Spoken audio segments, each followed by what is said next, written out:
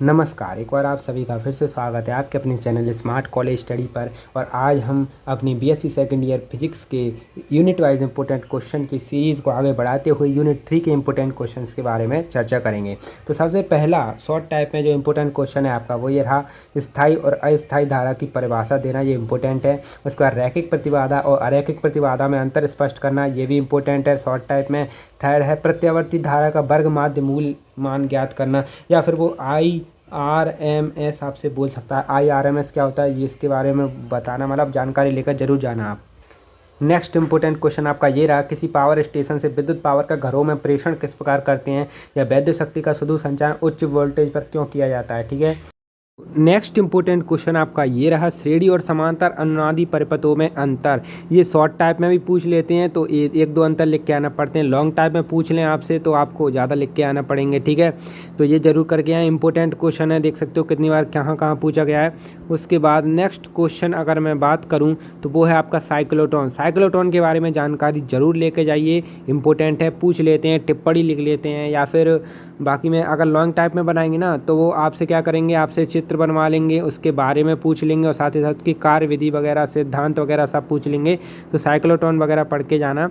Betatron क्या होता है ये भी जरूर पढ़ के आना, और साइक्लोट्रॉन और बीटाट्रॉन के चित्र जरूर बना के आना। आधे मार्क्स आपको आराम से मिल जाएंगे, कोई दिक्कत वाली बात नहीं है। ठीक है, नेक्स्ट इंपॉर्टेंट क्वेश्चन आपका ये रहा, समय के साथ परिवर्ती धारा या अस्थायी धारा वितरण के लिए सातत्य समीकरण। ये लॉन्ग टाइप में आ जाते हैं आप हम। ठीक है, तो या फिर इस तरीके से सातत्य समीकरण की व्यंजक निकालना, या फिर इसका अथवा में पूछ सकते हैं, सिद्ध करें कि परिवर्ती धारा वितरण के लिए धारा घनत्व का डाइवर्जेंस आवेश घनत्व के घटने की दर के बराबर होता है। ये इंपॉर्टेंट क्वेश्चन है, देख सकते हो कितनी बार पूछा गया है।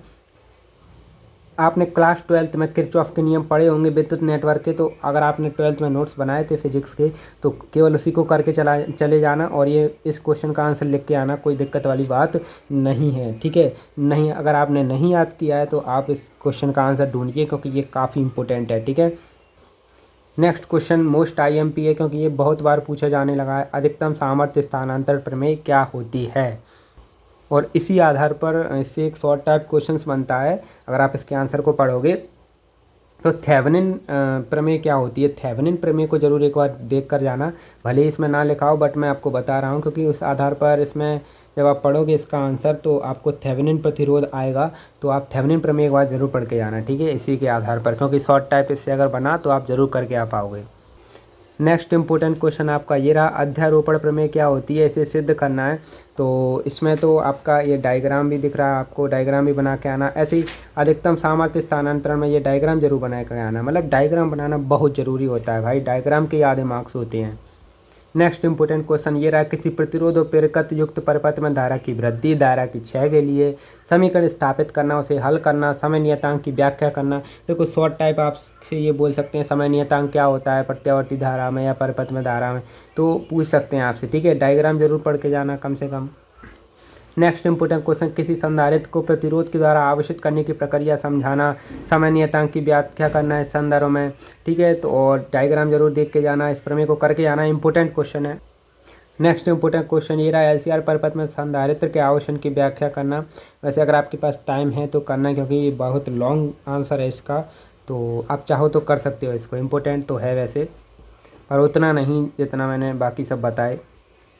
नेक्स्ट इंपॉर्टेंट क्वेश्चन ये रहा, प्रतिरोध और प्रेरकत्व युक्त परिपथ में संधारित्र के निरावेशन की प्रकृति विवेचना करना, दोलनीय निरावेशन की आवृत्ति तथा गुणता गुणांक के लिए सूत्र स्थापित करना। ये भी इंपॉर्टेंट है, अगर आपसे हो पाए तो आप जरूर करके जाएं क्योंकि ये भी काफ़ी लॉन्ग आंसर है इसका भी। नेक्स्ट क्वेश्चन देखिए, श्रेणीबद्ध जुड़े धारिता प्रेरकत्व और प्रतिरोध युक्त परिपथ में एक प्रत्यावर्ती विद्युत वाहक बल लगाया जाता है, परिपथ में प्रभावी धारा और प्रतिबाधा का मान ज्ञात करिए। तो ये चीज़ें जरूर पढ़ के जाइए, प्रतिबाधा क्या होती है परिपथ में, प्रत्यावर्ती धारा परिपथ में, प्रभावी धारा क्या होती है, परिपथ अनुनादी कब होगा उसकी कंडीशन, अनुनादी आवृत्ति का सूत्र, इसको ग्राही परिपथ क्यों कहते हैं। तो इनसे शॉर्ट टाइप बन जाते हैं, वरना आपको ये लॉन्ग टाइप तो आपको जरूर करके जाना है, बहुत इंपॉर्टेंट है, चित्र जरूर बना के आना पेपर में। नेक्स्ट इंपॉर्टेंट क्वेश्चन ये रहा, वॉटहीन धारा क्या है, प्रत्यावर्ती धारा परिपथ में एक पूर्ण चक्र में औसत सामर्थ्य और शक्ति गुणांक के लिए सूत्र निगमित करना, और वाटहीन धारा क्या होती है ये बताना, इससे क्या समझते हो आप ये भी बताना। ये इंपॉर्टेंट क्वेश्चन है, काफ़ी बहुत पूछा जाता है, इससे शॉर्ट टाइप भी बन जाता है, वॉटहीन धारा क्या होती है। नेक्स्ट इंपोर्टेंट क्वेश्चन ये रहा, समांतर अनुनादी परिपथ क्या होते हैं, इसकी विवेचना करना, इस आधार पर आवृत्ति प्रतिबाधा और धारा प्रवर्धन के लिए व्यंजक उत्पन्न करना, इस परिपथ को अस्वीकारी परिपथ क्यों कहते हैं। काफ़ी इंपोर्टेंट क्वेश्चन है, ये डायग्राम जरूर बना के जाना। नेक्स्ट इंपोर्टेंट क्वेश्चन है, अगर आपके पास टाइम है तो इसको करके जा सकते हो। समस्या विधि से धारा का व्यंजक, ये काफ़ी इम्पोर्टेंट तो है वैसे, लेकिन सरल भी है यार याद करने में, छोटा सा है, देख सकते हो यहाँ से बस यहाँ तक। अगर आपको समय से संख्या का थोड़ा कंसेप्ट आता है तो आसानी से कर ले जाओगे। उसके बाद नेक्स्ट इंपोर्टेंट क्वेश्चन ये रहा, एंडरसन सेतु क्या होता है। देखिए एंडरसन सेतु का चित्र और इसके कार्य सिद्धांत थोड़ा बहुत इसके बारे में पढ़ के जाना, क्योंकि कभी कभी पूछ लेते हैं। ये चित्र होता है एंडरसन सेतु का, देख कर जरूर जाना। उसके बाद नेक्स्ट इंपोर्टेंट क्वेश्चन ये रहा, काफ़ी इंपोर्टेंट है, बहुत मोस्ट इंपोर्टेंट कह सकते हो आप इसको। चलिए आगे चलते हैं, इसके डायग्राम जरूर देख कर जाना, देख सकते हो 4 डायग्राम है। तो फाइनली मैंने आपको यूनिट 3 के सभी इंपॉर्टेंट क्वेश्चन बता दिए हैं। तो चलिए विदा लेते हैं, मिलते किसी हैं हम अगली वीडियो में किसी अदर इंपॉर्टेंट कंटेंट के साथ। सब्सक्राइब जरूर करें अगर आप चैनल पर नए आए हुए हैं, क्योंकि आपके लिए काफ़ी कुछ फुल कंटेंट यहाँ पर अपलोडेड है और आपको जिससे बहुत हेल्प होगी एग्ज़ाम में, आपके पास अगर कम टाइम बचा है तो चलिए मिलते हैं अगली वीडियो में, तब तक के लिए बाय बाय, पढ़ते रहिए, ऑल द बेस्ट।